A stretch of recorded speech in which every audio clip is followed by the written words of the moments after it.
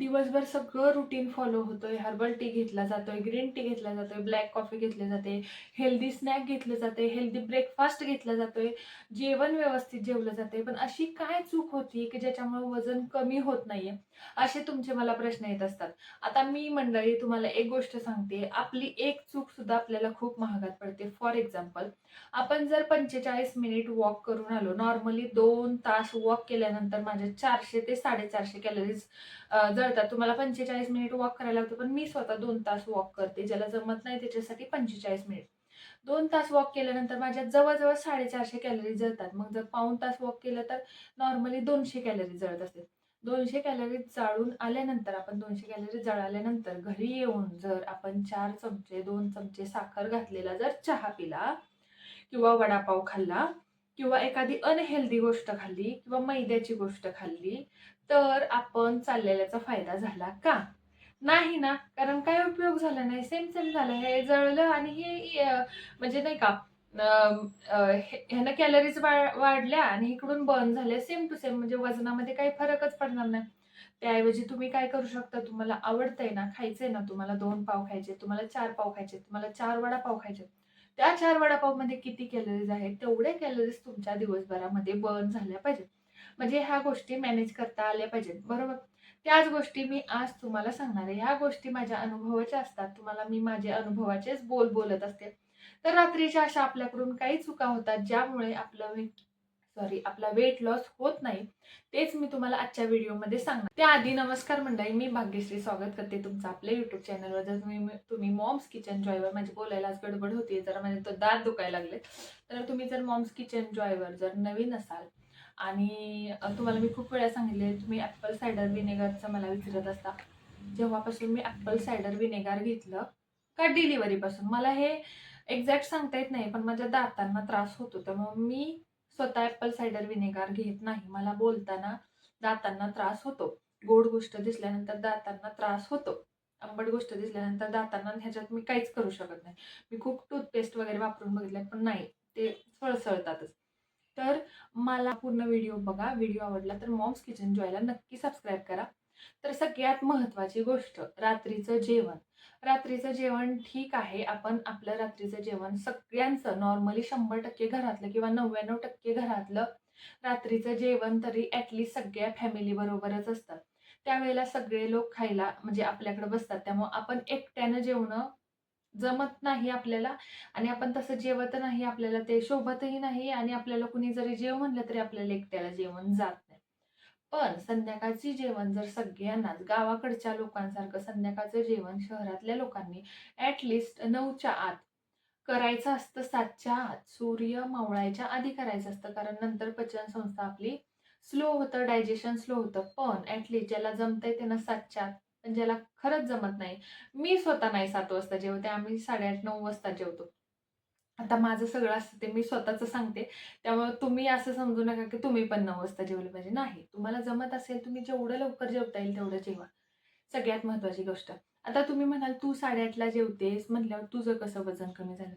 मी 8:30ला जेवते, पण मी फिक्स रोज 8:30 ते 9 मध्ये जेवते. असं नाही होत की आज 7ला जेवले, उद्या 9ला जेवले, परवा 10ला. माझं जेवणाचं टाईम, नाश्त्याचं टाईम सगळं टायमिंग फिक्स असो. अंघोळ झालेली असो, नसो. मला ज्या टायमिंगला नाश्ता करायचा आहे त्यावेळेलाच मी माझी भांडी घासायची राहिलेली असो वा माझे कपडे काही घरातली कामं राहिलेली असो, मी माझ्या टायमिंगलाच खाते. कारण मला त्रास होत होता. मला सायटिका, मला B12 डेफिशियन्सी, मला व्हिटॅमिन डीची डेफिशियन्सी, मला PCOD, सायटिका, आपलं युरिन इन्फेक्शन सारखं-सारखं व्हायचं. ह्या गोष्टींमुळे मी खूप कंटाळून गेलेले. सारख्या हॉस्पिटलला जाण्यापेक्षा मला नाही वाटत मी वर्ष, दीड वर्ष झालं हॉस्पिटलला गेली असेल. सर्दी खोकल्यासाठी गेली असेल, पण बाकीच्या शारीरिक त्रासांसाठी मी हॉस्पिटलला गेलेली नाहीये. आणि मला अजूनही जशी कोर्टाची पायरी नको तसं हॉस्पिटलची पायरी मला चढायचीच नाहीये. म्हणून मी माझ्यासाठी सगळे रीती-रिवाज वगैरे सगळे आपापल्या जागी. आपण किती मन लावून सगळ्या गोष्टी आपल्या कर्मावर अवलंबून असतात. तुम्ही कर्म चांगलं केला ना, तर तुम्ही अजिबात असं म्हणायचं नाही, की देवाची पूजा म्हणजे तुम्ही असं कमेंट करता, म्हणजे मी खरं सांगते, असं खूप जणांचं होतं, की देवाची पूजा झाल्याशिवाय नाश्ता. पण कधी-कधी काही-काहींची 11 वाजता पण देवाची पूजा होते, बरोबर आहे. देव कधी म्हणतो का बाळा तू उपाशी राहा म्हणून? आपण खाल्लेल्यातच देवानं खाल्ल्यासारखं आहे ना, बरोबर आहे. घरची लक्ष्मी तर आपणच आहे ना.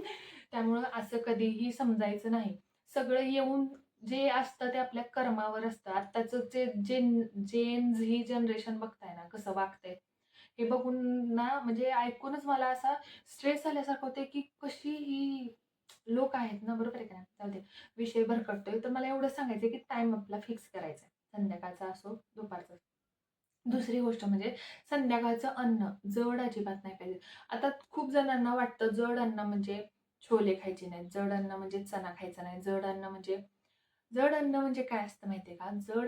जड अन्न म्हणजे हाय गं! गरम होतंय खूप. जड अन्न म्हणजे हे काय म्हणायचं तेलकट, तळलेलं, साखरेचं, गोडाचं हे जड अन्न खायचं नसतं. खूप जणांना असं वाटतं, की फक्त वरण-भातच संध्याकाळी खायचा आणि खूप जण वरण-भातच खातात, काही जण तर जेवतच नाही. खूप जणांना होतो बरं का फायदा, पण मी असं कधी केलेलं नाही. मी 5 टाईम खाते. मला 5 टाईम खायला लागतं.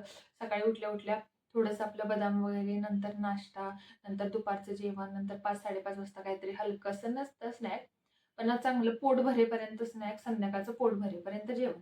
त्यामुळं पोटाला लागतं खायचं. अजिबात सुद्धा पोटमारा करायचा नाही. त्यामुळे हलकं अन्न खायचं. सगळं खायचं, फक्त जास्त तळलेलं आणि आपलं जास्त गोडाचं खायचं नाही. तिसरी गोष्ट म्हणजे झोपेच्या अर्धा तास, अर्धा तास, 1 तास आधी तुम्ही हर्बल टी घेऊ शकता, वेट लॉस पावडर घेऊ शकता. दिवसातनं कधीही एकदाचं. खूप जणांना कन्फ्युजन होतं, कधी नक्की घ्यायचं. तुम्ही सकाळपासून संध्याकाळपर्यंत लक्षात नाही राहिलं तरी संध्याकाळी घेऊ शकता. सकाळी घेतलं, संध्याकाळी घेतलं तरी काही प्रॉब्लेम नाही. ज्याला उष्णतेचा त्रास आहे त्यांच्यासाठी फक्त माझा जीव तुटतो, कारण ज्याला उष्णतेचा त्रास असतो त्यांना हे असली पाणी सूट होत नाही. त्यामुळे ज्यांना असा काही त्रास असेल त्यांनी दिवसभर डिटॉक्स वॉटर पिलं तरी चालतं. हर्बल टी संध्याकाळी झोपायच्या आधी अर्धा तास किंवा जेवणानंतर अर्धा तास घ्यायचा. आता चौथी गोष्ट म्हणजे जेवल्यानंतर लगेच चालायला जायचं नसतं. जेवल्यानंतर लगेच पाणी प्यायचं नसतं. जेवल्यानंतर लगेच झोपायचं नसतं. बरोबर? जेवल्यानंतर तुमचे भांडे वगैरे घासायचं, 10-15 मिनिटं तिथंच बसायचं आणि त्याच्यानंतर चालायला जायचं. जेवल्यानंतर जास्त चालत सुद्धा नाहीत. एक 15-20 मिनिटं, अर्धा तास. नाहीतर सगळे 10,000 पावले जेवल्यानंतर जर संध्याकाळी चालले तर त्याचा काही उपयोग नाहीये. बरोबर? वाटायचं. दिवसभरामध्ये डिव्हाईड करायचं. आत्ता तेवढं, नंतर तेवढं, नंतर तेवढं. नंतर शतपावली केली जाते. म्हणजे 100 पावलं, मला वाटते शतपावलीचा अर्थ 100 पावलं चालली, 10-15 मिनिटं चाललं तरी चालतं. सगळ्यात महत्त्वाचं म्हणजे झोपताना, संध्याकाळचं झोपताना जास्त पाणी प्यायचं नाही. आणि एकदा जेवल्यानंतर सकाळच्या नाश्त्यापर्यंत काहीही मी खात नाही. तुम्हाला वाटत असेल हे खूप हे आहे का? नाही. रात्री 9 वाजता जेवलं, 11 पर्यंत मला थोडंसं काम असतं. 11 पर्यंत आधी तर मी फुल नाईट शिफ्ट करायचे. तुम्हाला माहिती आहे रात्री 9 ते सकाळी 6 पर्यंत माझं काम असायचं. तरीही मी वेट लॉस केलं. आपलं जेवण झालं 11, 11:30 नॉर्मली आजच्या जगानुसार मी सांगते. खेड्यात वगैरे झोपतात 9 वाजता. तर शहरामध्ये कसे मिस्टर वगैरे उशिरा येतात त्यामुळे थोडासा उशीर होतो. पण ॲट लीस्ट 11 वाजता वगैरे झोपलं, सकाळी 6, 6:30 ला उठलं तरी प्रॉपर झोप होते. त्यामुळे झोपताना जास्त पाणी प्यायचं नाही. म्हणजे आपल्याला वॉशरूमला लागत नाही. आपल्या पोटामध्ये वॉशरूम साठत नाही. आपल्याला त्याचा त्रास होत नाही. खूप त्रास होतो बरं का बाथरूमला, नाही का? तशीच पोटामध्ये राहिल्यानंतर. ह्या गोष्टी फक्त तुम्ही फॉलो करून बघा. यातली एकही गोष्ट अशी नाहीये, की ज्यानं तुम्हाला खूप कष्ट करायचे त्याच्यासाठी. अगदी ईझी आहे. लवकर जेवायचं, हलकं अन्न खायचं, लगेच झोपायचं नाही, लगेच चालायचं नाही. हर्बल टी घ्यायचा किंवा आपला ग्रीन टी घ्यायचा. तर मी ग्रीन टी कोणता? तर मी कॅमोमाईल फ्लेवरचा ग्रीन टी घेतो. ग्रीन टी घ्यायचा. दुसरं काहीच नाही. एकदम सिंपल. वेट लॉस होतो आणि सकाळी उठल्यानंतर, ब्रश केल्यानंतर डिटॉक्स वॉटर प्या किंवा संध्याकाळी प्या. कधीही दिवसातून एकदा घ्यायचा. मी 2दा घेते, माझ्या शरीराला उष्णतेचा त्रास नाही म्हणून. तुम्ही तुमच्या हिशोबाने घ्या, ज्याला जसा त्रास आहे त्यानं. आपलं ज्याचं त्याचं शरीर वेगळं असतं. अजून तुमच्या कमेंट मला येत असतात, की ताई किती 2च किलो वजन कमी झालं. 2 किलो म्हणजे पण खूप झालं, माणसाचं अर्धा किलो पण वजन कमी होत नाही. महिन्याला 2 किलो म्हणजे ठीक आहे. 2 ते 2.5 किलोच महिन्याला म्हणजे तुम्ही हेल्दी वेट लॉस करत आहात. नाहीतर वेट लॉस केल्याने कुठेतरी चक्कर येऊन पडल्याने ॲडमिट केले असला वेट लॉस करायचा नसतो. मी स्वतः तुम्ही बघता मला एका कुणाची तरी कमेंट आलेली त्यांनी चांगल्या ह्यानं केलेली का वाईट ह्यानं मला माहीत नाही, की तुला काही कामधंदा नसतो का? दिवसभर खात असते. त्यांना माहीत नाहीये मी किती स्ट्रगल केलेलं आहे. तुम्ही चांगल्या ह्यानं बोलला असाल तर, कारण मी कुणाचं वाईट ह्यानं घेतच नाही कधी. पण चांगल्या ह्यानं बोलला असाल तर ठीक आहे. पण वाईट ह्यानं हिशोबानं वगैरे बोलला असाल ना, तर मी माझ्या 10 वर्ष जॉब केलेला आहे. डिलिव्हरी होईपर्यंत मी जॉब केलेला आहे. सगळ्यात महत्त्वाचं मी म्हणजे फुल नाईट शिफ्टमध्ये नोकरी केलेली आहे. पोरीला एकटीनं सांभाळलेलं आहे. आणि सगळ्यात महत्त्वाची गोष्ट म्हणजे एवढं सगळं सांभाळून घरातल्यांना कधी उपाशी ठेवलेलं नाही. त्यांना प्रत्येक टायमिंगला खायला दिलेलं आहे. कधीही बिना टिफिनचं नवऱ्याला, पोराला पाठवलेलं नाही. त्यातनं पोरीचा अभ्यास घेतलेला आहे. त्यातनं पोरीला हुशार केलेलं आहे.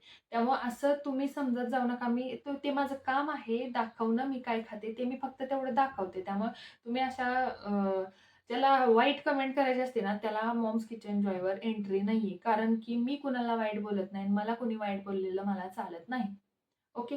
थोडंसं आज रागीट बोलले त्याबद्दल सॉरी. बाकी व्हिडिओ कसा वाटला कमेंट करून नक्की सांगा आणि आपल्या चॅनलला व्हिडिओ आवडला असेल तर नक्की सबस्क्राईब करा. Thank you. Bye bye.